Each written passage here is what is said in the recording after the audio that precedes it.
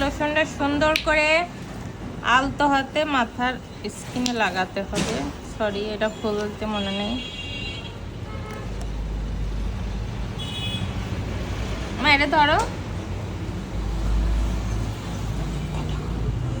এই যে এভাবে চুলটাকে সুন্দর করে ফাঁকা করে একদম চুলের গোড়া দিয়ে, যেহেতু উকুনের যে ডিমগুলা ওইগুলো কিন্তু একদম চুলের গোড়ায় থাকে, এই জন্য অবশ্যই চুলের গোড়ায় ভালো করে দিতে হবে। আর এই ওষুধটাই কিন্তু ডিমটাও নষ্ট হয়ে যায়, সেইভাবে গোড়ায় সুন্দর করে লাগাতে হবে।